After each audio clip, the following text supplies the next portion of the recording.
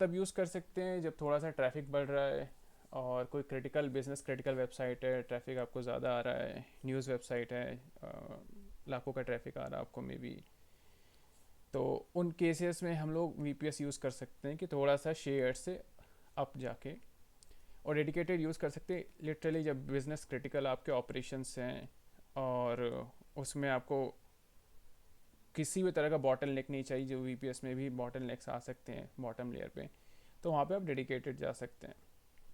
Shared का shared में issues होते हैं कि जैसे आपका यूज़र स्पेस शेयर्ड है, वेबसाइट शेयर्ड है, तो रिसोर्सेज शेयर्ड होने के कारण क्या होगा कि अगर एक वेबसाइट लिटरली एक वेबसाइट में कुछ इशू आ गया, वो रिसोर्स ज़्यादा कंज्यूम करने लगा या फिर वो हैक हो गया, क्योंकि आपका शेयर्ड स्पेस है यहाँ पे, तो बहुत सारे चांसेस हैं कि वो हैक बाकी जगह भी प्रोपोगेट कर सकता है।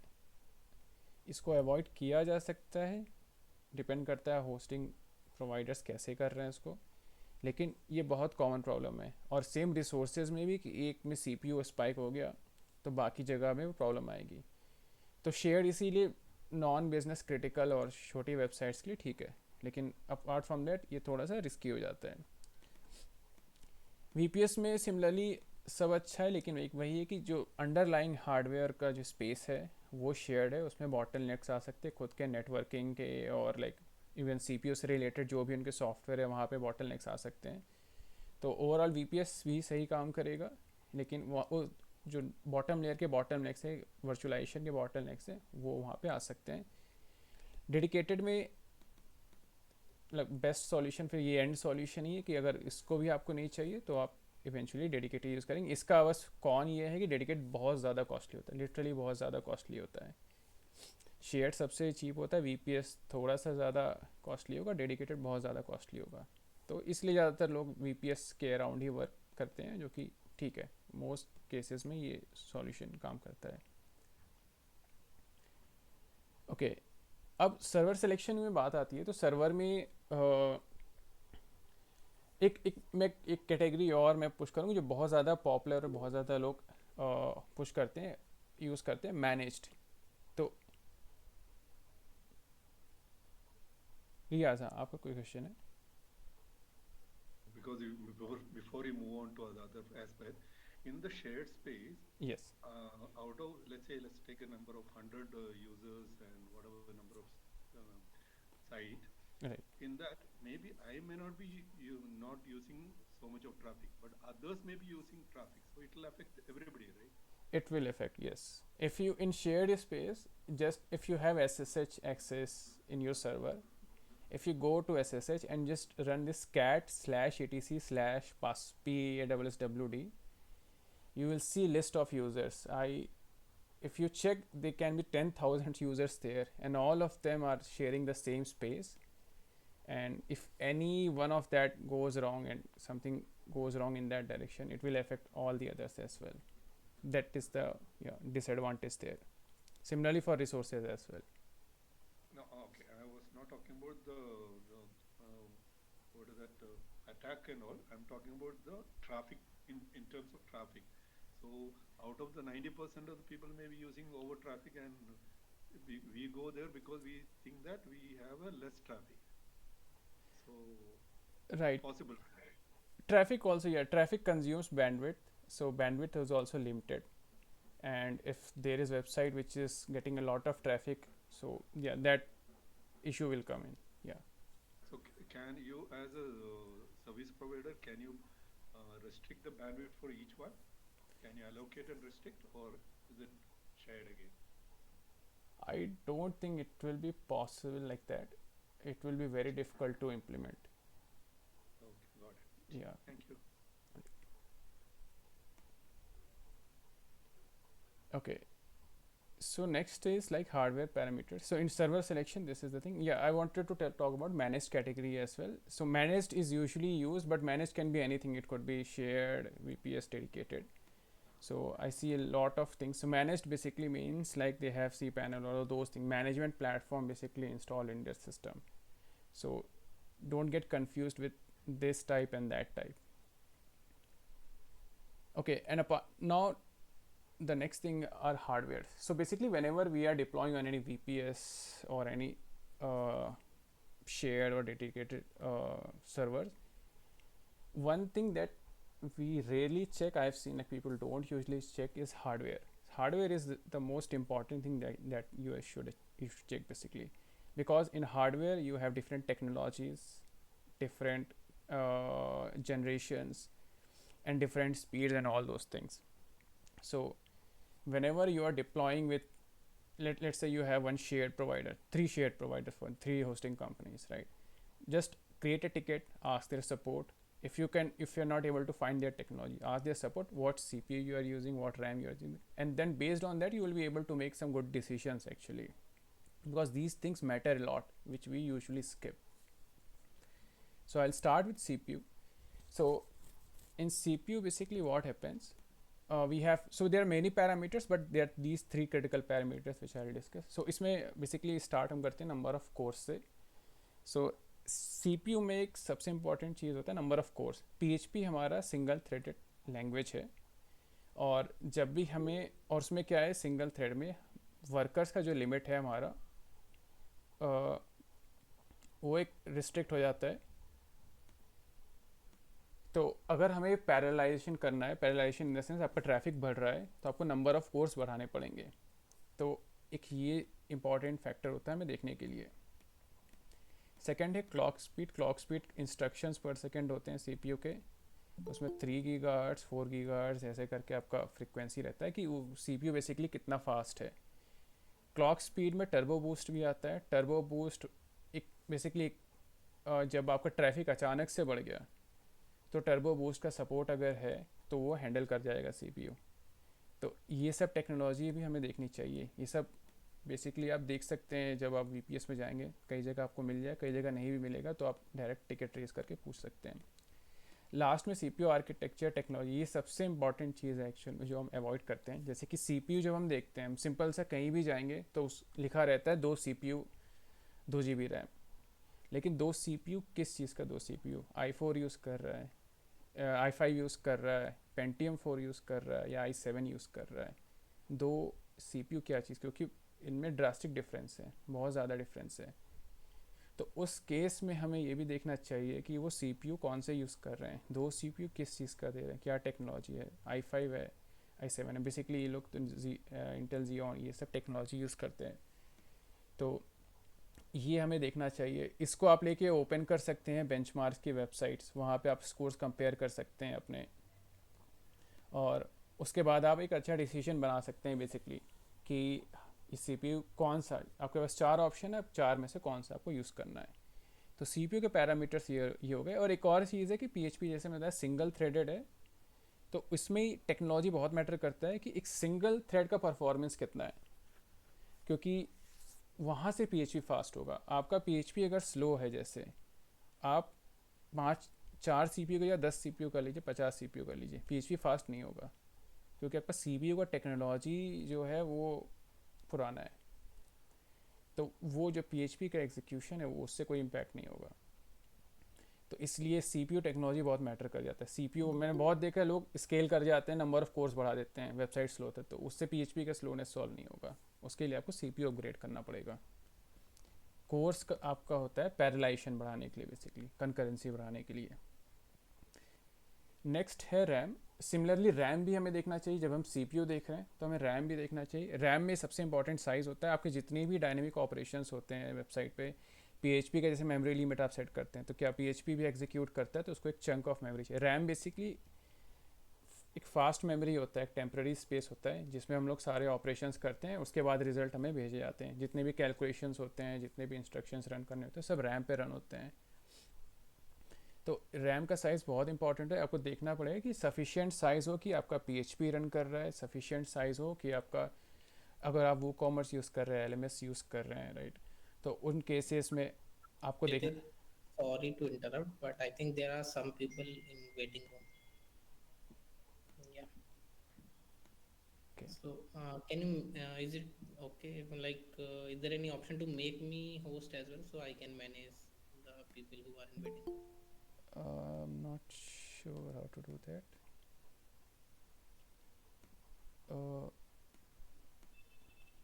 Okay then, maybe from here you can make. ठीक है, मैं बेसिकली ज्वाइन कर दूँगा जब भी मुझे आवाज़ वैसे आ रहा है, मैं Sure, कनेक्ट। sure. हाँ, सो नेक्स्ट रैम है। रैम का गेन, और जैसे आप डेटाबेस क्वेरीज रन कर रहे हैं, अब आपके प्रोडक्ट की लिस्टिंग कर रहे हैं या फिर आपके पोस्ट की लिस्टिंग हो रही है, वो सब रैम में ही कैलकुलेट होनी है। तो आपको मेक श्योर करना रैम फास्ट होगा तो वो सब स्टोरेज और वहाँ के ऑपरेशंस भी फास्ट होंगे। इसमें अगेन टेक्नोलॉजी की देखना ज़रूरी है। रैम का जनरेशन आजकल DDR4 या DDR5 चल रहा है, तो आपको मेक श्योर करना है कि एटलीस्ट DDR4 हो। DDR3 या उसके नीचे है तो मे बी आप अवॉइड कर सकते हैं अभी के लिए, क्योंकि उसका परफॉर्मेंस फिर आपको वैसा नहीं मिलेगा जैसा होना चाहिए।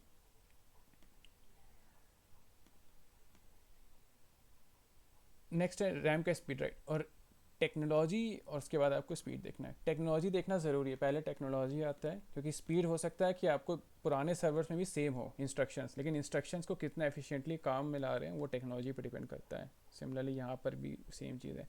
i5 i7 का फ्रिक्वेंसी सेम हो सकता है, लेकिन टेक्नोलॉजी डिफरेंस के कारण परफॉर्मेंस डिफरेंस रहेगा। सिमिलरली यहाँ पे भी आपको स्पीड, अब यहाँ पे ये टेक्नोलॉजी होगी, यहाँ पे स्पीड आपको देखना पड़ेगा 3000 मेगाहर्ट्ज़ से 4000 मेगाहर्ट्ज़। तो रीड राइट स्पीड, डिस्क पे लिखने का स्पीड कितना है, तो ये आपको यहाँ पे कैलकुलेट, और इसको अब उसमें भी कन्वर्ट कर सकते हैं MBPS वगैरह में। तो रैम में भी ये टेक्नोलॉजीज देखनी ज़रूरी है, स्पीड देखना ज़रूरी है, और ये टेक्नोलॉजी जनरेशन और लाइक साइज़ तो हाँ नॉर्मल चीज़ है। सिमिलरली डिस्क आता है। डिस्क लाइक मेरे एक्सपीरियंस में सबसे ज़्यादा बॉटलनेक्स डिस्क पे ही मुझे दिखते हैं, खासकर जब वेबसाइट स्केल होती है। और डिस्क थोड़ा सा ट्रिकी भी हो जाता है, क्योंकि डिस्क में मैं देखा कि बहुत सारे लोग SSD यूज़ करते हैं, लेकिन SSD को मतलब जब यूज़ करते हैं उसमें नहीं समझते कि SSD अकेला फास्ट नहीं होता है। उस पर अगर आप NVMe की एक लेयर आती है, अगर ये भी आप साथ में यूज़ करेंगे तो बहुत फास्ट होता है। तो डिस्क पे सबसे ज़्यादा मुझे बॉटलनेक्स दिखते हैं। और डिस्क में जनरली ये 3 टाइप का हमें मिलता है। HDD तो आजकल रेयरली देखने को मिलता है। उसके बाद SSD आता है, उसके बाद NVMe आता है। NVMe बेसिकली SSD ही है, लेकिन एक डिफरेंट कनेक्टर के साथ, डिफरेंट टेक्नोलॉजी के साथ बेसिकली। तो आपको टाइप मेक श्योर करना है कि मॉडर्न में NVMe होना चाहिए।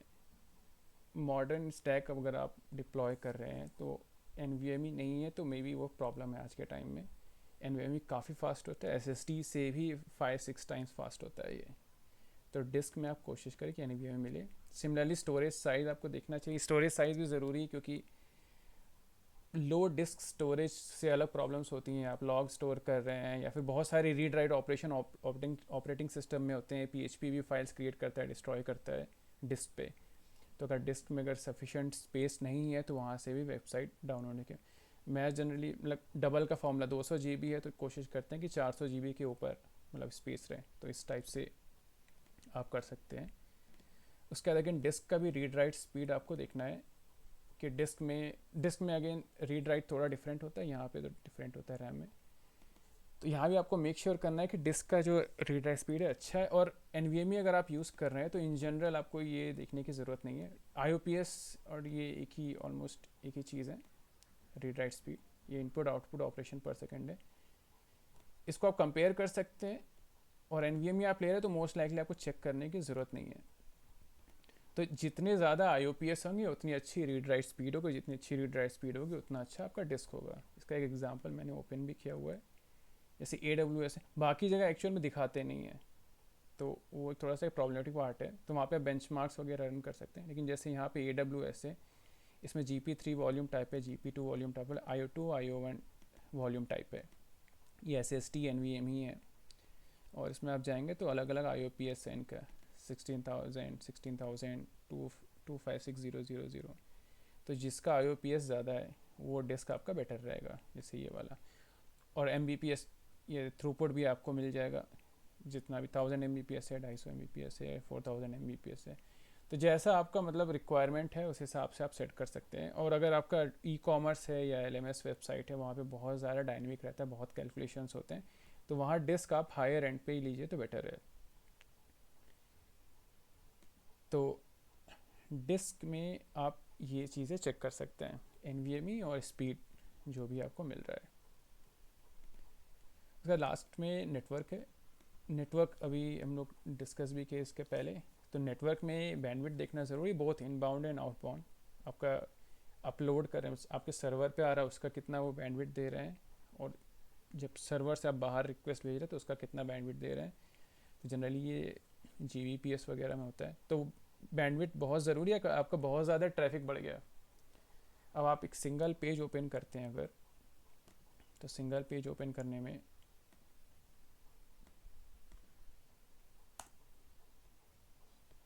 जैसे कि 1.7 MB ट्रांसफ़र हुआ।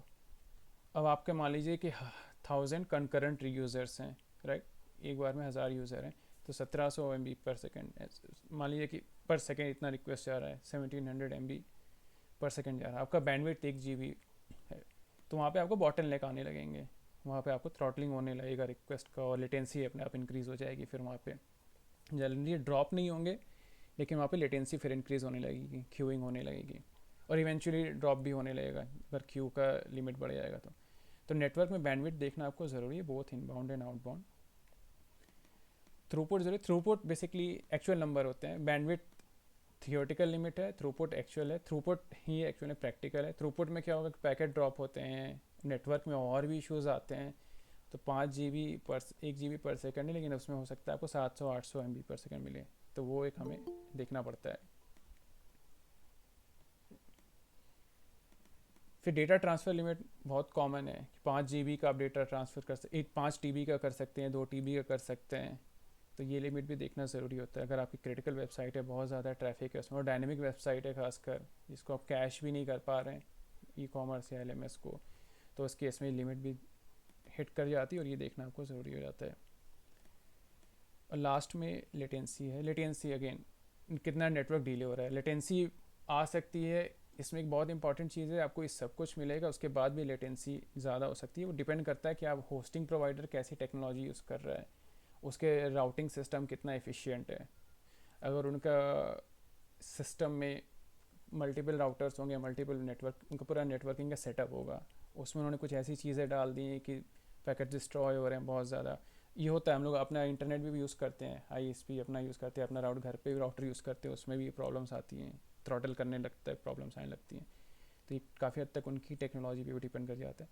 लेकिन ओवरऑल हमें बैंडविड्थ या थ्रूपुट या और डेटा ट्रांसफ़र लिमिट ये नेटवर्क में एटलीस्ट हमें देखना चाहिए। लेकिन क्रिटिकलिटी के मामले में CPU, RAM, डिस्क ही ज़्यादा इशू करता है। इसमें डिस्क मैंने देखा सबसे ज़्यादा इशू करता है, और नेटवर्क फिर भी अवॉइड कर सकते हैं। अभी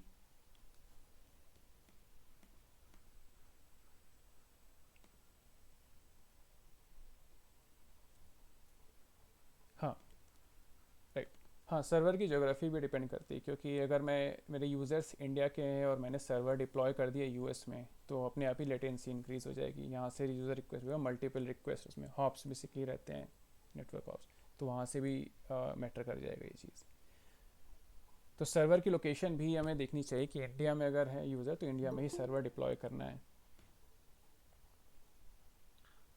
Sorry, what about within India? If I am in Bangalore and your server is in Delhi, is it affected? It will affect, but it will not affect that much. Like I 50 to 100 millisecond latency I have seen, like Delhi to Bangalore, like this. ठीक,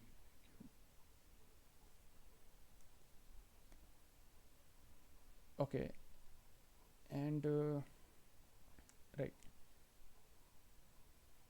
इसके अलावा servers में और भी चीज़ें होती हैं, ये सब मिसलेनियस चीज़ें। एक आईनोड मैं पहले कवर कर लेता हूँ। बेसिकली आईनोड के इश्यूज़ बहुत ज़्यादा आते हैं, खासकर शेयर्ड होस्टिंग वगैरह आप जब यूज़ करते हैं, तो उसमें लिमिट दे देते हैं वो 6 लाख 10 लाख जो भी है।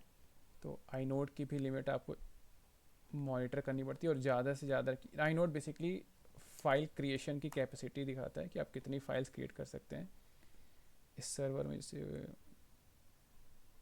30 लैक्स आईनोड्स अवेलेबल हैं। ये एक फ़ाइल के लिए एक आईनोड नहीं होता है, लेकिन 30 लैक्स है, तो VPS वगैरह में जनरली काफ़ी आईनोड मिल जाता है, ऐसे कोई दिक्कत होता नहीं उसमें। तो उसके लिए DFI कमांड रहता है, आप देख सकते हैं। शेयर्ड वगैरह में वो लोग लिमिट कर देते हैं इस चीज़ को यूज़र के हिसाब से। उसके अलावा और चीज़ें कि फेल टू बैन, फायरवॉल, ये सब होने चाहिए, सिक्योरिटी रिलेटेड वायरस स्कैनर होने चाहिए। मैं इनको में भी कवर नहीं करूँगा, मैं डायरेक्ट थोड़ा बेंचमार्किंग पे आ रहा हूँ।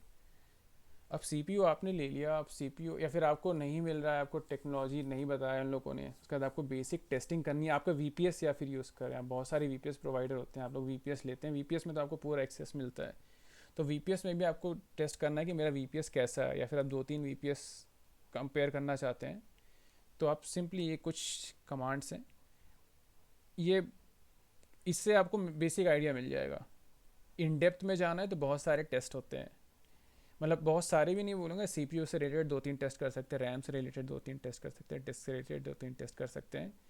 तो इस पे आप कर लेके आपको वीपीएस का एक जनरल आइडिया, वीपीएस कैसे परफॉर्म कर रहा है। बस 4 वीपीएस का ऑप्शन है, चारों पे आप रन करके आप देख लीजिए कि आपका कैसे काम कर रहा है, उसके हिसाब से आप अपना डिसीजन बना सकते हैं। वहाँ पे कॉस्ट भी आपको पता चल जाए, चलिए कौन सा मेरे को चीप पड़ेगा परफॉर्मेंस के हिसाब से। तो मैं क्या करता हूँ, मैं यस, हाय दिनेश, यस।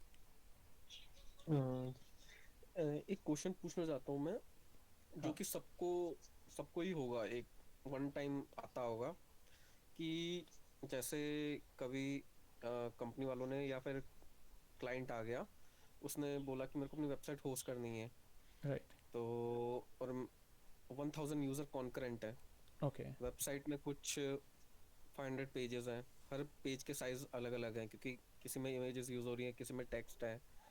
तो उस टाइम पे सर्वर सिलेक्शन कैसे किया जाएगा? अब देखा जाए तो 4 GB रैम होती है, 8 होती है, 16 होती है, हार्ड डिस्क होती है, वो तो सब ठीक है, अदर है। बट मेन जो है कि 1000 यूजर्स कौन सा आइडियल सर्वर एक्वायर कर लेगा इजीली, वो एजम्पशन कैसे लगाया जाए?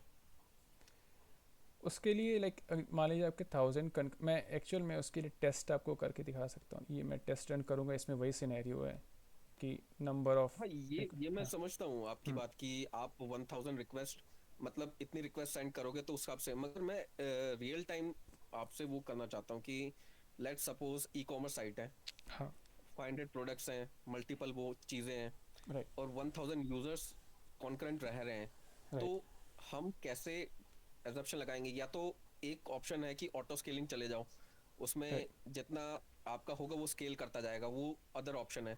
बट एक आइडल इनिशियल चीज कैसे वो डिसाइड करी जाए, मतलब राइट, कुछ तो फॉर्मूला होगा या मतलब कुछ? हाँ, मतलब आप ये देख सकते हैं, एक तो मॉनिटरिंग टूल आप यूज़ करते हो तो बेटर रहेगा, एक न्यू रेलिक जैसे हो गए, या फिर होस्टिंग प्रोवाइडर्स भी देते हैं जिसमें रियल टाइम डेटा आता है, सीपीयू का, रैम हम्म, का, इन सब का। तो आप एक मॉनिटर कर सकते हैं कि 70%, 60-70% से ज़्यादा लिमिट ना सीपीयू का हिट करे, ना इसका हिट करे। सीपीयू तो खैर जा सकता है 90 तक भी, लेकिन बहुत लॉन्ग ड्यूरेशन के लिए 90 ना जाए, ना 95 ना जाए। एक जनरल स्पाइक आ सकता है, फिर डाउन आना चाहिए बेसिकली। और लेकिन ओके। रैम यूसेज में आपको बफर लेके चलना पड़ेगा, कुछ हम्म। 30% 40% का बफर। मतलब ऐसा कोई वो नहीं है स्पेसिफिक थिंग कि आप आग बंद करके दे सकते हो कि नहीं इतने में इतना वो काम हो जाएगा आपका, ये मतलब until and unless monitoring now you cannot go to the, क्या बोलते हैं, फाइनल डिसीजन हाँ देखिए कि उसमें, ये चीज यूज करी जा सकती हाँ है। उसमें बहुत सारी चीज़ें हैं, जैसे अगेन मैंने बताया था आपकी एप्लीकेशन कैसी लिखी है, पीएचपी स्क्रिप्ट आपकी स्लो हम्म। है। अब मैं बोल दूं कि सीपीयू आप ये ले लो बहुत तेज़ चलेगा, लेकिन आपके एप्लीकेशन में आपने डाला है जिसमें लूप है, 10,000 लूप चल रहे हैं, और या फिर सारे पोस्ट फैच हो रहे हैं, आप कितना भी सीपीयू डाल लीजिए वो स्लो रहेगा। तो ठीक है, वो ठीक है। आपको रियल टाइम एप्लीकेशन के साथ ही बेंचमार्किंग करना पड़ेगा, हम लोग भी जनरली ऐसे ही करते हैं। नहीं, हाँ करता तो मैं भी ऐसे ही हूँ, हाँ बट मैं यही देखना चाहता था कि जनरल क्या होता है, मतलब किसी का भी पर्सपेक्टिव होता है इस हाँ चीज को हाँ, लेके, राइट राइट, तो किस तरीके से रहता है एक मैं थिंकिंग जो होती है।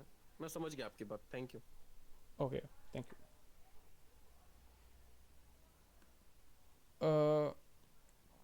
राइट। तो बेंचमार्किंग में भी आते हैं, तो बेंचमार्किंग में सीपीयू, रैम और डिस्क का बहुत क्विकली बेंचमार्क करूँगी, टाइम थोड़ा कम हो गया है। तो सब मेरे पास 3 सर्वर्स हैं अभी, 3 वीपीएस हैं। ये है डिजिटल ओशन प्रीमियम, ये है वल्चर प्रीमियम, ये है डिजिटल ओशन रेगुलर। तो 3 सर्वर मैंने लिए हैं, एक प्रीमियम इंटेल, एक डिजिटल ओशन रेगुलर, और ये वल्चर का high frequency server.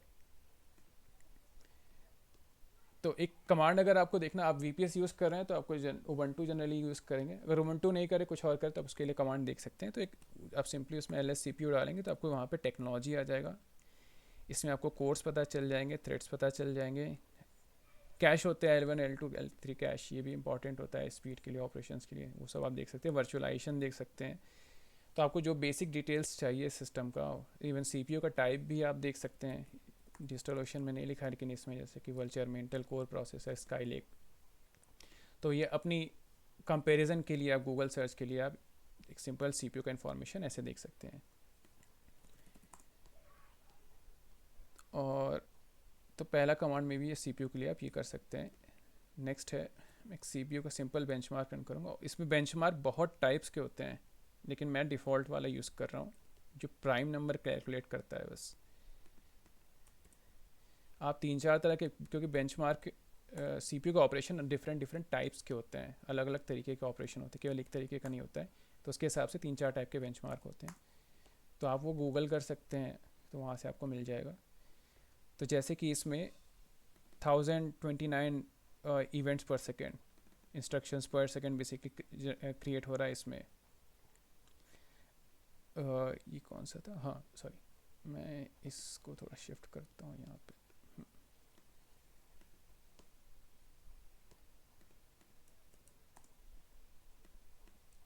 Comparison easy रहेगा। ये था डिजिटल ओशन रेगुलर, ये प्रीमियम वाला नहीं है। तो इसमें इवेंट पर सेकेंड 1430 है, ये प्रीमियम वाला है, इसमें 1029 है और इसमें 1245 है। रेगुलर वाले में अब देखेंगे CPU बेटर कर रहा है, उसका रीज़न ये है कि इस रेगुलर वाले में मैंने कुछ भी इंस्टॉल नहीं किया है, जबकि इन दोनों पे पूरी फुल फ्लेश 2-3 वेबसाइट्स चल रही हैं, तो जो ऑलरेडी CPU ले रही हैं, लेकिन उसके बाद भी इनका स्कोर बेटर है और ये ऑलमोस्ट एम्प्टी है। तो मैंने जो नोटिस किया है CPU स्पीड ऑलमोस्ट सिमिलर रहता है तीनों का। वल्चर थोड़ा सा बेटर करता है, वल्चर थोड़ा सा बेटर करेगा, लेकिन अराउंड इन तीनों का सेम ही रहेगा।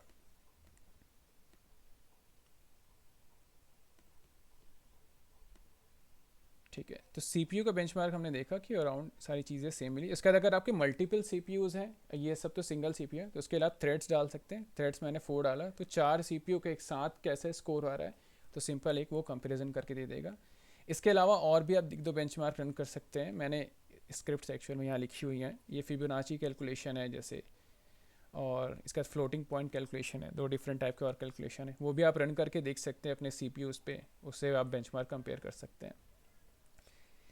तो ये हो गया CPU का। उसके बाद रैम है, रैम में again read speed right speed 2 चीज़ हैं। मैं पहले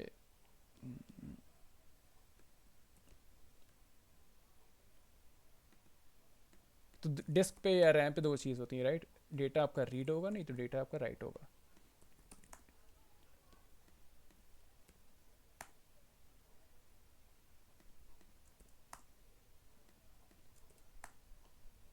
ओके, अब इसमें रीड ऑपरेशन है, ब्लॉक साइज 1 MB।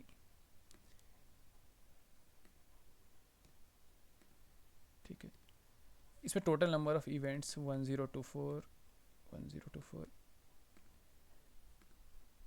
हाँ सॉरी ये। तो 1 GB ट्रांसफ़र में रैम आपका जब 1 GB रीड ऑपरेशन कर रहा है राइट, तो इतना Mbps आपका रेगुलर में है। डिजिटल ओशन रेगुलर में, डिजिटल ओशन प्रीमियम थोड़ा स्लो है, अगेन स्लोनेस का कारण है क्योंकि ऑलरेडी यहाँ पे चीज़ें रन कर रही हैं थोड़ा। और आपका वल्चर इन सबसे बेटर रहता है, 23,000 यहाँ पे है, यहाँ 22 है। वल्चर में भी सेम चीज़ें रन कर रही हैं, लेकिन वल्चर ऑलरेडी परफॉर्म अच्छा कर रहा है। इसको आप 2-3 बार रन कर सकते हैं कि कोई भी ऐसा एवरेज आउट करने के लिए। तो यहाँ पे हम लोग को सेम स्कोर ही वैसे दिख रहा है इन सबको रिलेटेड। 31,000 शूट कर गया अभी, 34,000। तो इस तरह से आप इसमें कंपेयर कर सकते हैं, और इसमें अगर आप और चीज़ें डालेंगे तो वल्चर ही एक्चुअल में बेटर करता है यहाँ पे इन दोनों कंपैरिजन में। तो रैम आप ऐसे कंपेयर कर सकते हैं, ये हो गया रीड का, ये हो गया राइट का, मैं राइट का भी कर देता हूँ। अब आपको रैम पे राइट स्पीड चेक करनी है, और दोनों ही डिफरेंट चीज़ होती हैं। तो सिमिलरली राइट में आप देख सकते हैं 14,000 ये आ रहा है इसमें,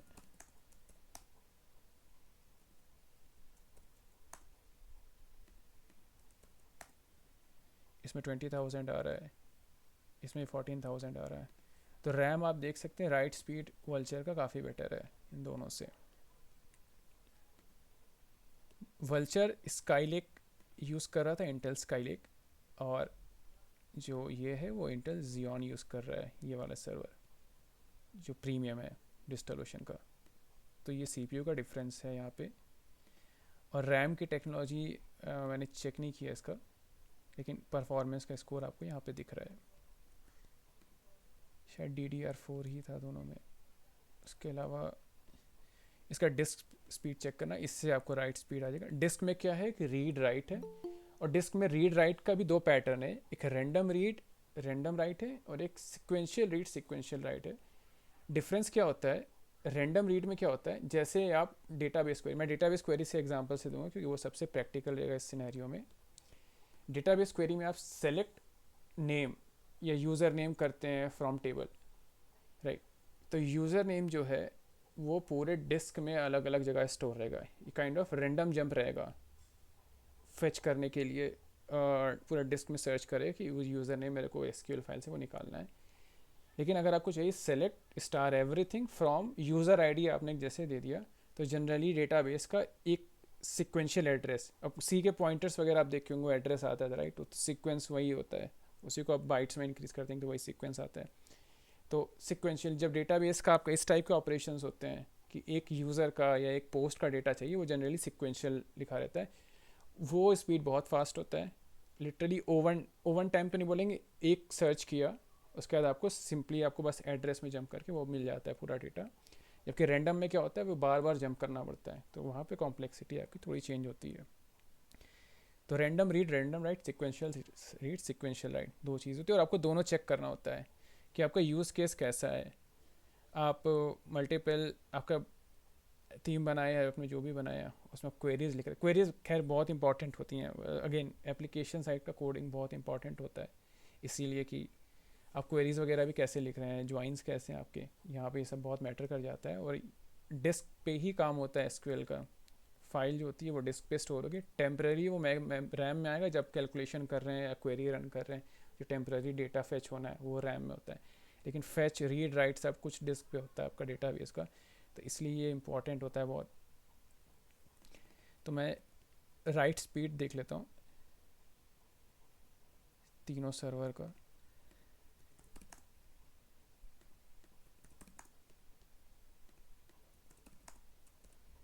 ये है डिस्टलोशन रेगुलर, डिस्टलोशन प्रीमियम, वल्चर प्रीमियम। तो ये 5 फाइल बेसिकली क्रिएट किया, और ये 688 MB पर सेकेंड है, 605 MB पर सेकेंड है डिस्क राइट स्पीड बेसिकली। और यहाँ आपका 1160 है वल्चर पे। 2-3 अच्छा, अभी इसको रन करेंगे तो खैर ये क्रिएट हो गया, अलाउ नहीं करेगा, ऑलरेडी एग्जिस्ट। तो बेसिकली आप देख सकते हैं कि वल्चर का यहाँ पे डिस्क स्पीड भी आपको थोड़ा सा बेटर मिल रहा है, मतलब काफ़ी बेटर मिल रहा है एक्चुअल में। By the way vulture high frequency server है, नॉन जनरल सर्वर नहीं है। और आपको इसमें अब जैसे कि रैंडम रीड करना है, रैंडम रीड मैंने आपको बताया कि सेलेक्ट यूज़र नेम पूरे टेबल से, केवल एक यूज़र नेम चाहिए तो अलग अलग में जंप करेगा वो। अब मुझे रैंडम रीड करना है डिस्क पे, तो मेरा सर्वर कैसे करेगा। और बेंचमार्क आपको 4-5 बार रन करने चाहिए खैर कंपैरिजन के लिए।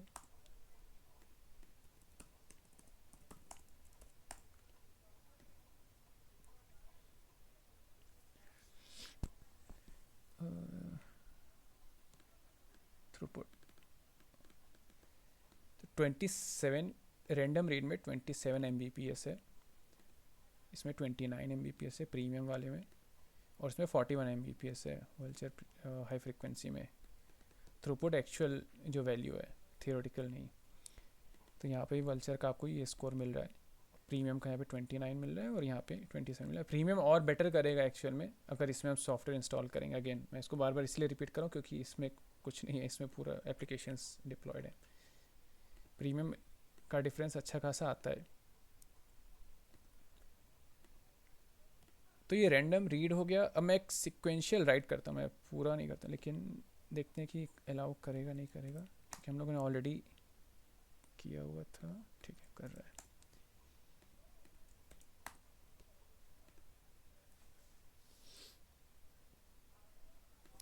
ये सिक्वेंशियल राइट है। सिक्वेंशियल राइट इंसर्ट, एक पोस्ट का पूरा इंफॉर्मेशन मैंने इंसर्ट किया डेटाबेस में, वो सीक्वेंस में इंसर्ट होगा। तो इस सिक्वेंशियल राइट मैंने किया। तो इसमें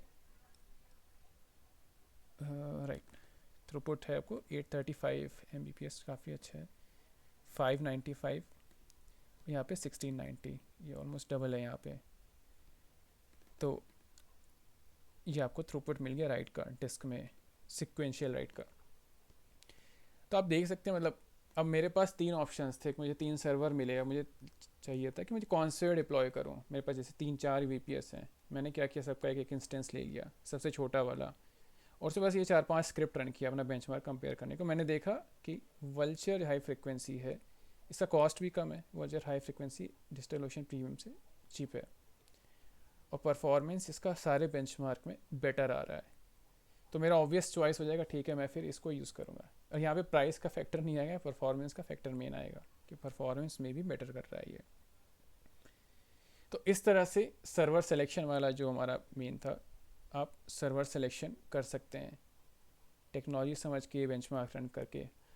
लास्ट में मैं बस ये पॉइंट कवर करूँगा कि आपको रियल टाइम अब वेबसाइट का भी देखना है कि आपका वेबसाइट अब कैसे परफॉर्म कर रही है उस सर्वर पे। तो ये इसलिए ज़रूरी है कि PHP आपका जो एप्लीकेशन है वो एक अलग चीज़ हो जाता है, वो सही से कोडेड है कि नहीं, उसमें कुछ प्रॉब्लम तो नहीं है, तो थोड़ा सा इससे आइडिया निकलेगा। अब यहाँ पे क्या है, 2 तरह की वेबसाइट है एक ई-कॉमर्स है, एक स्टैटिक है। स्टैटिक वेबसाइट में हम कैश यूज़ कर रहे हैं और ई-कॉमर्स में हम कैश यूज़ नहीं करेंगे, और कैश में हम पेज कैश यूज़ करेंगे। तो मैं जैसे कोई भी आर्टिकल ओपन,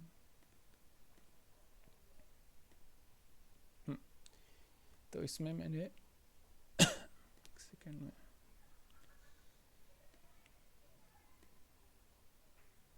इसमें पेज कैश ऑन किया है, इसमें नहीं किया, ठीक है। तो ई-कॉमर्स से पेज कैश ऑन नहीं है और इसमें हमारा पेज कैश ऑन किया हुआ है। तो पेज कैश बेसिकली क्या होता है, पेज कैश आपका, और ये सर्वर लेवल पे कैश कर रहे हैं हम लोग बेसिकली, ये और फास्ट रहेगा। सर्वर लेवल मतलब हम लोगों ने Nginx इसमें डाला है और Nginx पे ही कैश हो रहा है, PHP पे जाएगा भी नहीं। तो जब मैं इसको बेसिकली ओपन करूँगा, ये हमारा सर्वर से रिक्वेस्ट आ गई, PHP तक गया भी नहीं। ये बहुत फास्ट हो जाता है, 25 मिलीसेकंड में आपको ये रिस्पॉन्स आ गया इसका।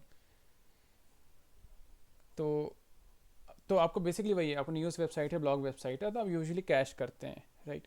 तो सर्वर का रिक्वायरमेंट यूज़ केस के हिसाब से कैसे डिफरेंट होगा, मैं यहाँ पे वो रन करूँगा। तो आपका जब स्टैटिक वेबसाइट है, उसका जब डायनेमिक वेबसाइट है कि इसमें हम कैश यूज़ नहीं कर रहे हैं, हर पेज बार बार PHP के पास जाएगा, वो पूरा प्रोसेस होगा, उसके बाद मेरे को ये पेज मिलेगा। और दोनों एक ही सर्वर पे डिप्लॉयड है, ये दोनों जो हैं वो एक ही सर्वर पे हैं। वेबिनार वाला सर्वर मैंने बनाया, इसमें एक और है, वेबिनार वाले सर्वर पे ये 2 वेबसाइट्स डिप्लॉयड हैं। तो हम देखेंगे कि एक ही सर्वर पे दोनों वेबसाइट कितना डिफरेंट परफॉर्म कर रही हैं। तो उसके लिए मैंने एक स्क्रिप्ट लिखा हुआ है, एक टूल इंस्टॉल किया मैंने, है ये सिंपल टूल है, आप अगर Ubuntu यूज़ करें तो मिल जाएगा, शायद विंडोज़ का बाइनरी भी है इनके पास, तो आप उससे सेटअप कर सकते हैं। तो शायद यही वाला है, मैंने स्टैटिक वाले पे रन किया, मैंने 100 रिक्वेस्ट भेजी जिसमें 20 कंकरेंट यूज़र्स थे। तो आप देखेंगे कि आपका 95% और डिस्ट्रीब्यूशन 0.13, एक्चुअल में ऑलमोस्ट 100% 130 मिलीसेकंड के अंदर अंदर हो गया, और सारे 200 रिस्पॉन्स हैं, बहुत फास्ट है, 300 रिक्वेस्ट पर सेकंड आए। अब मेरी ई-कॉमर्स भी इसी पे डिप्लॉयड है। अब मुझे देखना है कि ई-कॉमर्स मेरा इस हिसाब से काम करेगा कि नहीं करेगा। तो मैं एक चेंज करूँगा उसका URL,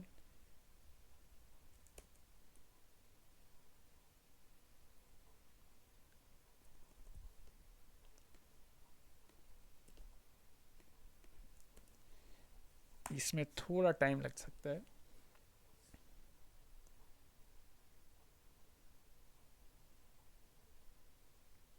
और इसमें एक एजम्पशन है, एजम्पशन ये है कि ये हमारा मेन डॉक है। जो आपका फर्स्ट चीज़ जो लोड होता है वो डॉक लोड होता है, उसके बाद आपका CSS JS वगैरह आता है, राइट। सबसे पहले ये लोड होता है। हम लोग ये एज्यूम कर रहे हैं कि CS JS इमेज वगैरह आप CDN यूज़ कर रहे होंगे। जब CDN आप यूज़ कर रहे हैं तो सर्वर का कोई काम रहता नहीं है, काम वहाँ से ख़त्म हो जाता है। तो सर्वर आपका केवल इतने भर का रहता है कि आपको ये मेन डॉक आ रहा है पहला, इसी पे सर्वर काम करेगा, बाकी पे CDN लग रहा है आपका। तो ये एजम्पशन है हमारा। तो इसीलिए केवल हम डॉक चेक कर रहे हैं जो सर्वर से आएगा। अब यहाँ पे आप देख सकते हैं, यहाँ पे 2 रिक्वेस्ट पर सेकंड चला गया, यहाँ पे 300 रिक्वेस्ट पर सेकंड आया था, यहाँ 2 रिक्वेस्ट पर सेकंड हो गया। तो इसके लिए आपको क्या करना पड़ेगा कि अब यहाँ पे आपको अगर ई-कॉमर्स चलाना है और आपको इतना यूज़र ट्रैफिक आ रहा है, अगेन आपको फिर कॉम्बिनेशन बनाने पड़ेंगे कि अच्छा मेरे को इतना आ रहा है तो इतना चलेगा, इसमें कितना हैंडल कर सकते हैं। तो मे बी हम रिक्वेस्ट कम कर सकते हैं कि मेरा 20 रिक्वेस्ट आएगा और कंकरेंट यूज़र 5 रहेंगे। तो इस हिसाब से आप कॉम्बिनेशन बना के फिर देख सकते हैं कि आपका कितना रिक्वेस्ट आ रहा है, जो मेन डॉक है आपका वो कितने स्पीड से आ रहा है। अभी आपका लेटेंसी बेटर हुआ, वहाँ पे 5 मिली सेकेंड जा रहा था, यहाँ पे 1-2 जा रहा है। 1-2 आपको लग रहा है कि ठीक है, तो फिर आपके लिए सर्वर ये ठीक है। नहीं लग रहा तो आप इसको टेक्नोलॉजी इम्प्रूव कर सकते हैं। अगर कंकरेंसी इशू है, कंकरेंसी इशू कैसे पता चलेगा कि ये जो ग्राफ है नीचे पुश होने लगेगा, तो अब कंकरेंसी इशू के लिए आप CPU बढ़ा सकते हैं। लेकिन अगर आपका PHP इशू है तो वहाँ पे फिर आपको टेक्नोलॉजी भी चेंज करनी, अपग्रेड करना पड़ेगा अपना CPU या जो भी है रैम, जो भी इशू आ रहा है थोड़ा सा आपको देखना पड़ेगा। अब मॉनिटरिंग टूल डालते हैं, सबसे अच्छा वो रहता है, एक मॉनिटरिंग टूल पक्का रखिए वो देखने के लिए कि कैसे चीज़ काम कर रही है। तो आप देखें डायनेमिक वेबसाइट स्टैटिक वेबसाइट में ज़मीन आसमान फर्क। तो इस हिसाब से आप फिर सर्वर भी आप चेंज कर सकते हैं। यहाँ पर आप एक CPU पे काम चल जाएगा, 1 GB में काम चलेगा, लेकिन यहाँ पे नहीं चलेगा, तो इसको आप स्केल करेंगे। तो इस तरह से आप ये लोड टेस्टिंग करके आप देख सकते हैं। और राइट, ओवरऑल मैंने कवर कर लिया कि आप सर्वर कैसे टेस्ट कर सकते हैं, कैसे चेक कर सकते हैं। और कोई क्वेश्चन हो आप मे बी अभी पूछ सकते हैं या फिर आप कमेंट में भी डाल सकते हैं। मैं स्क्रीन शेयर स्टॉप कर देता हूँ। दिनेश आपका क्वेश्चन है क्या? नहीं नहीं, एक्चुअली हैंड वाला नहीं है मेरा press. Okay.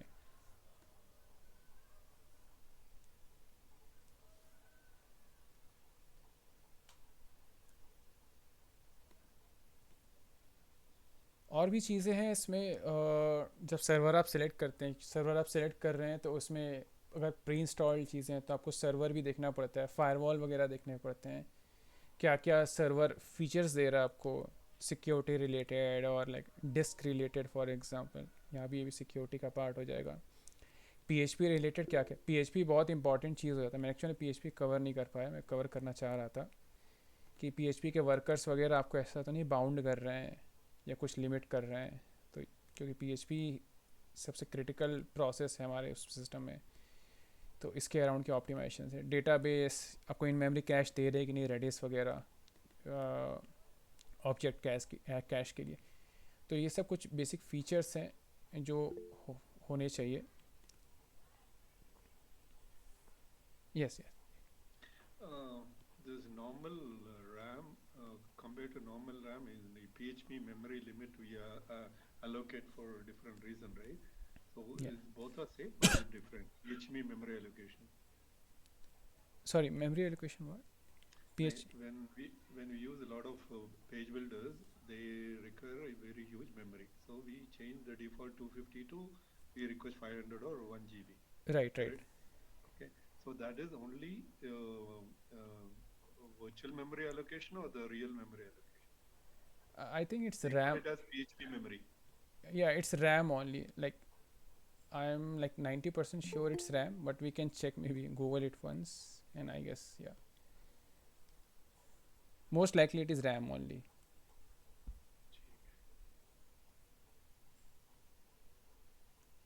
Is there any relation between domain and subdomain? Is domain affect subdomain. ये क्वेश्चन थोड़ा डिफरेंट कॉन्टेक्स्ट में है. दोनों अलग होता है, डोमेन सब डोमेन. डोमेन आपका मेन है, वो भी एक सब डोमेन का ही काइंड ऑफ पार्ट होता है. तो दोनों अलग अलग चीज़ें होती हैं technically. I think he is trying to ask like if we host a domain and subdomain on different server, right?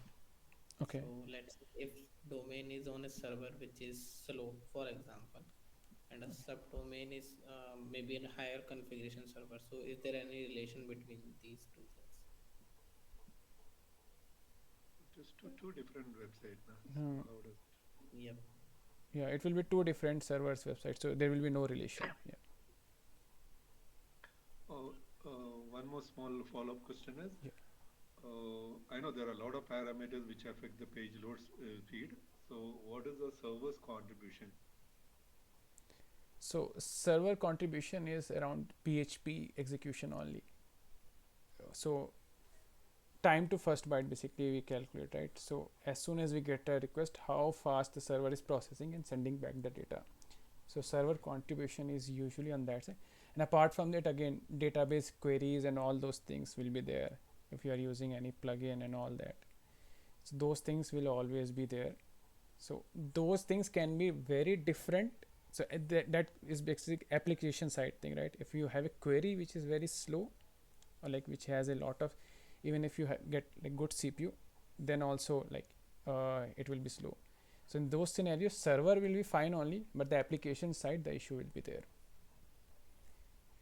Yeah, what I was trying to ask is when we run the page speed algorithm, Right. most of the time, if most of the thing we can manage, but they say resources blocked from server side, so which we don't have any control, right? Resource blocking, render blocking resources. Yes, Yeah. correct.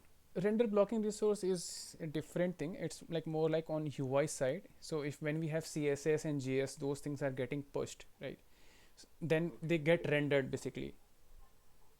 And Okay. yeah, so that can happen that like when the page is loading, we are pushing extra CSS, extra JS, which starts rendering, but there is no use of that and like top loading basically, above the fold loading.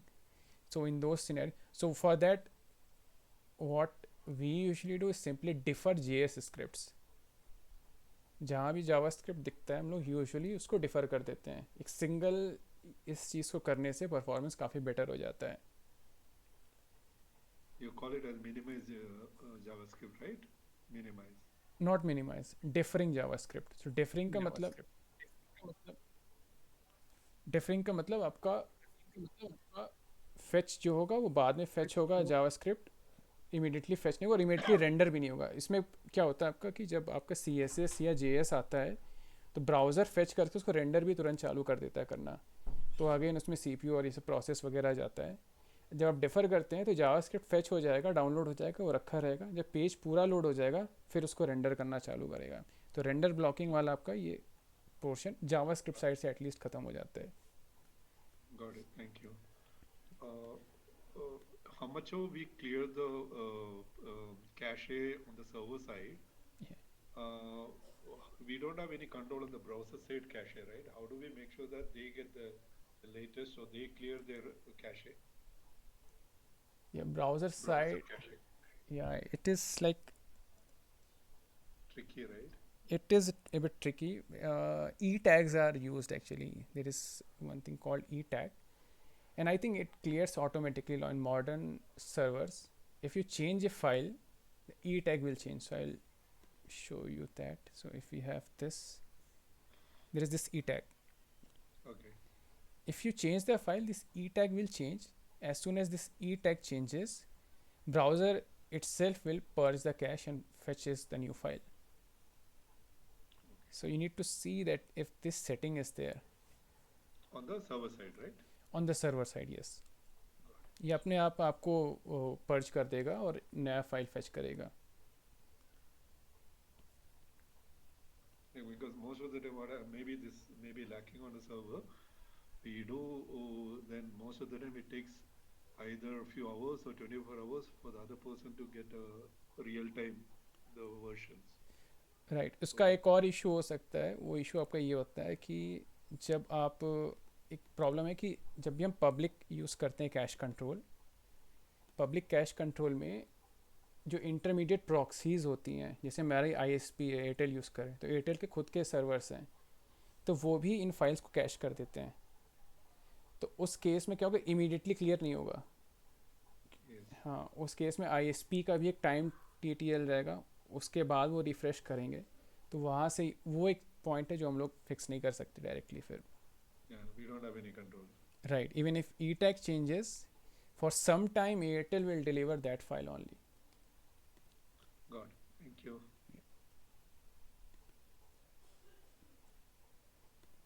We had one more question. Is CloudFront is server management system? Yeah, CloudFront is basically, it's not it has server management, but CloudFront is basically something which provides inbuilt performance and security related things. So you install plugins and all for these things: database, image optimizations, content optimization. As I mentioned, JS differ for instance. So in CloudFront, you don't need plugins and all for these things. You can simply go ahead and like enable it. Security related things as well, everything is here only. तो ये सारे features काफ़ी अच्छे हैं, काफ़ी practical use के हिसाब से हैं। तो ये डिफरेंट है, मतलब ये कहीं नहीं मिलेगा एक्चुअल में, ये कहीं है भी नहीं। ये जितना एक्सपीरियंस था उसके हिसाब से इसको ऐड किया है, तो ये डिफरेंस रहेगा बाकी जगह से। Only for WordPress, yes, WordPress WooCommerce websites, या you can deploy. Is there any good hosting projects? Free hosting for hosting or projects?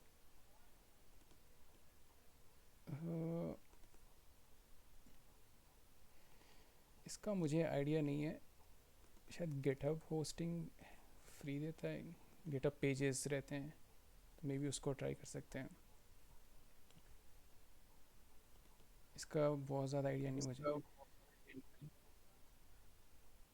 किसी और को पता, मे बी आंसर कर सके इस चीज़ को। नहीं, वर्डप्रेस का फ्री होस्टिंग तो शायद कहीं भी नहीं है। वर्डप्रेस डॉट कॉम शायद सर्टेन टाइम के लिए कुछ डेमो साइट्स का फ्री देता है। ओके, बट आई थिंक वो सिर्फ 7 डेज के लिए है।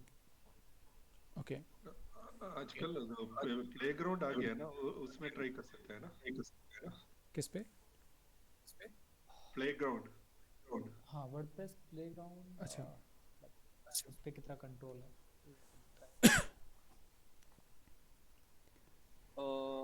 एक वेबसाइट है इंडी टैग करके, वो देती है ट्रायल आपकी वेबसाइट होस्ट करने के लिए। मैंने 6 मंथ पहले चेक किया था और रन करा था उस पे, तो सफिशिएंट चीजें देती है ताकि आपका वेबसाइट रन हो सके। आप उस पर ट्राई कर सकते हो। बट फिर है ना कि आपको फ्री होस्टिंग चाहिए कि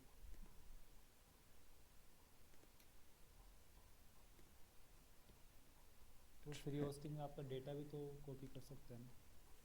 हाँ, free hosting may be like इसको स्किप करते हैं, क्योंकि आपको बहुत सारे फ्री पेज वाले मिल जाएंगे, जैसे गिटहब प्रोजेक्ट्स वगैरह हैं, मे बी वहाँ पे आप डाल के देख सकते हैं। नहीं तो आप शेयर्ड ले सकते हैं, शेयर्ड तो बहुत चीप पड़ता है आपको, तो शेयर्ड भी आप ट्राई कर सकते हैं। Okay, how to implement observability. Observability के लिए आप डिफरेंट टूल्स होते हैं। ऑब्जर्वेबिलिटी के लिए आप सबसे अच्छा न्यू रेलिक रहता है, लेकिन न्यू रेलिक सेटअप करना थोड़ा सा ट्रिकी है। न्यू रेलिक के लिए आपको, हाँ, न्यू रेलिक सेटअप करना थोड़ा सा ट्रिकी है। इसके लिए आपको चीज़ें इंस्टॉल करनी पड़ती हैं सर्वर पे, और उसके बाद ही आप इसको यूज़ कर पाएंगे। लेकिन न्यू रेलिक जब आप यूज़ करेंगे, न्यू रेलिक में आपको सब कुछ आता है, बहुत इन डेप्थ आता है। अगर न्यू रेलिक नहीं है, न्यू रेलिक में लेकिन 100 GB डेटा का लिमिट है, नहीं तो उसके अलावा आप एक यूज़ कर सकते हैं मॉनिट। मॉनिट काफ़ी अच्छा है, इसमें आप अलर्ट्स वगैरह भी सेटअप कर सकते हैं। इसका लकीली मेरे पास UI भी है, तो मॉनिट जैसे हम लोग यूज़ कर रहे हैं, इसको भी आप यूज़ कर सकते हैं। इसमें आपको रियल टाइम डेटा मिल जाएगा और उस डेटा के अराउंड आप डिसीजन बना सकते हैं। एक सेकेंड, इसमें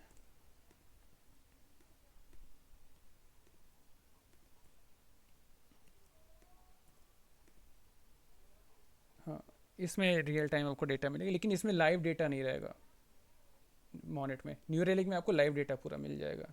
तो अगर न्यू रेलिक हो तो आप न्यू रेलिक इंस्टॉल करिए, सबसे अच्छा वही है। और अलर्ट्स वगैरह भी आप सेटअप कर सकते हैं मॉनिट पे और न्यू रेलिक पे भी। न्यू रेलिक का मेरा इस पर लॉगिन है नहीं अभी, दूसरे अकाउंट पे है, न्यू रेलिक भी मैं दिखा देता। तो मॉनिटरिंग के लिए आप ये सेटअप कर लीजिए। इसमें आपको एप्लीकेशन परफॉर्मेंस, हम लोग का वेबिनार इस पे न्यू रेलिक का हम लोगों ने 1-2 बार लिया भी है ऑब्जर्वेबिलिटी पे। तो उसमें आप काफ़ी कुछ कर सकते हैं। आपको इंफ्रास्ट्रक्चर का, पीएचपी का, वर्डप्रेस रिलेटेड भी अगर आपके कोई हुक स्लो है या डेटाबेस क्वेरी स्लो है, वो सब डेटा आपको दे देता है, तो वो परफेक्ट सॉल्यूशन बन जाता है।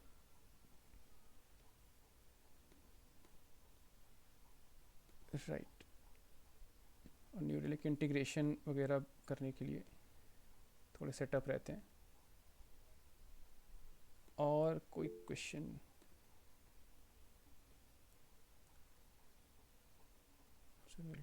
How much memory should we keep reserved for server? अच्छा, ये पार्ट मैंने कवर नहीं किया ना। मैं दो चीज़ यहाँ, एक चीज़ मैं बोलूँगा जो मैं सबसे ज़्यादा अवॉइड करता हूँ, मैं पैनल्स वगैरह इंस्टॉल करना प्रेफर नहीं करता हूँ, लेकिन करना पड़ता है हम लोग को जब वीपीएस कर रहे हैं, तो उसमें कुछ कर नहीं सकते। तो ये जैसे आपने क्वेश्चन पूछा, इसीलिए मैं पैनल इंस्टॉल करना प्रेफर नहीं करता हूँ। एक तो सबसे बड़ी प्रॉब्लम है, पैनल रूट यूज़र जनरली रहता है, साइबर पैनल वगैरह भी सिंपल रूट यूज़र का एक्सेस, रूट यूज़र से इंस्टॉल होता है, जो कि बहुत ही रिस्की है। रूट यूज़र का काम ही नहीं करना चाहिए। और दूसरा, ये खुद में एक एप्लीकेशन है जो आपके सर्वर पे इंस्टॉल हो रहा है। तो अगर आप सर्वर पे अपने इंस्टॉल कर रहे हैं एक चीज़ को, एप्लीकेशन को, तो वो अपना अलग प्रॉब्लम्स कर सकता है, उसको भी अपग्रेड करना पड़ेगा, उसकी भी सिक्योरिटी देखनी पड़ेगी। तो ये चीज़ अवॉइड करते हैं। अब बाकी प्रोवाइडर्स जैसे यूज़ करते हैं, सर्वर तार यूज़ करें, ग्रिड पेन यूज़ करें या क्लाउडफ्रंट भी यूज़ कर रहे हैं, इन तीनों में एक सिमिलरिटी है, ये एसएसएच बेस्ड है। इसमें इन सब प्लेटफॉर्म्स में आपका कुछ भी इंस्टॉल नहीं होता है। तो जैसे आप वीपीएस वगैरह डिप्लॉय करें, आप कोशिश करिए इन प्लेटफॉर्म्स के थ्रू करने का। इसमें क्या होगा कि सब कुछ एसएसएच के थ्रू होगा। सर्वर जो है क्लाउडफ्रंट, जैसे मैंने ये सर्वर ओपन किया, ये एकदम क्लीन सर्वर है, इसमें कुछ भी डिप्लॉयड नहीं है, इसमें केवल वर्डप्रेस रन करने वाली चीज़ें हैं और कुछ भी डिप्लॉयड नहीं है। और उससे फ़ायदा वही है कि इसके लिए आपको अलग से फिर ये सब चीज़ें मैनेज नहीं करनी पड़ेंगी, और पैनल में ही आपको सब मिल जाता है, सब कुछ सामने यहाँ पे आपको मिल जाता है हर जगह, मतलब जितने भी प्रोवाइडर्स मैंने बताया सब जगह मिल जाता है। तो मे बी आप उन प्रोवाइडर्स के अराउंड वर्क करें तो बेटर रहेगा। इसका आंसर एग्जैक्टली मेरे पास भी नहीं है। जिसके लिए 4 GB 16 how much max memory is ideal?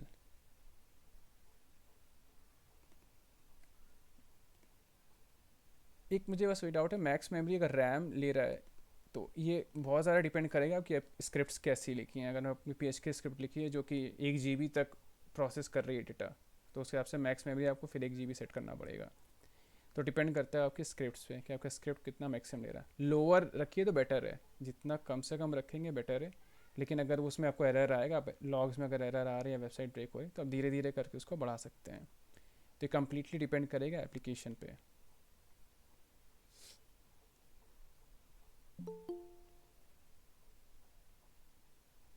ठीक है, ये एक फ्री होस्टिंग का एक सजेशन है। What are the web server for CloudFront WordPress stack? nginx based है ये, OLS बेस्ड नहीं है, nginx बेस्ड है। nginx में काफ़ी लाइट स्पीड रहता है, और उसमें क्या है बहुत सारी चीज़ें आपको नहीं डालनी पड़ती हैं। डिफ़ॉल्ट आपको परफॉर्मेंस रिलेटेड और कंकरेंसी रिलेटेड काफ़ी सारी चीज़ें मिलती हैं, तो nginx बेस्ड रहेगा।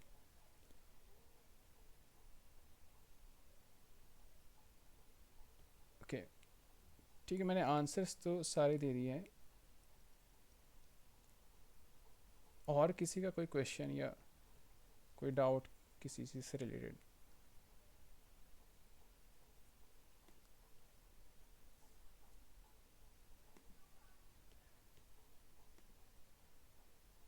राइट, ये फ्री वाला है जो भी था.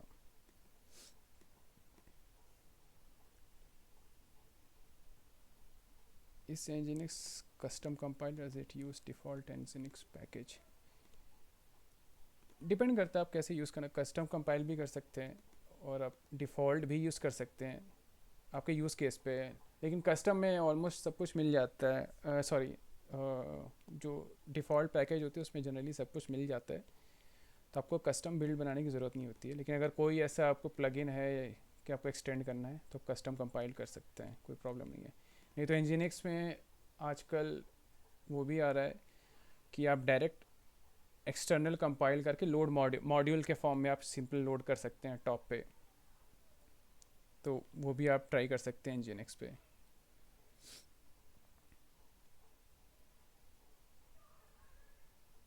Okay, thank you everyone, thank you. Thank you, Krishesh. A wonderful session. Thank you. Thanks a lot of information. Client will come with low budget, they'll ask for high performance. That is the problem. Right. That's why I like these benchmarks, and like if you ask companies itself where you are taking the hosting, they will themselves share you the details, and then you'll be able to make proper decision. Yeah. True. Yeah, Ashish has written. So if you want to reach me, so I'll share my email basically. If you have any doubt, actually this is my email. This is my phone number. 906, yeah. So if you have any doubt about this session or anything, you can just message me. Better will be like WhatsApp number. This is my WhatsApp number. You can just directly send me WhatsApp number. I'll share you the resources or anything that is required. Or yeah, you can send me a mail as well. One more small question, Krishesh. Yeah. What is your opinion about digital droplet? DigitalOcean droplets? It's good. DigitalOcean, I use DigitalOcean Premium a lot. It's good. It's pretty But good. price will be not constant, right? It's a variable, depending upon the usage. No, it's constant only. If your bandwidth, yeah, if your my eco, okay. So if your bandwidth is increasing, I think then they are charging extra. Only when your transfer range. Otherwise, it's constant only. I'll suggest you can try Vultr 5 frequency. Like in our case, we usually recommend this thing only. As I showed you in that benchmark as well, we ourselves did benchmarking. This is a bit cheaper and it works, yeah, way better than any other solution that we have tried.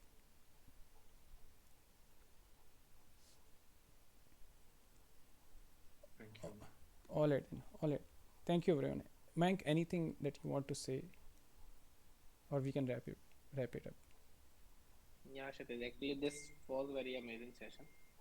So I think we will have to keep doing these kind of sessions with you guys, because I also get some feedback. I was not in last session, but maybe attendees can also leave their feedback in comments. We can just take a screenshot, or if we all can turn on our video Right.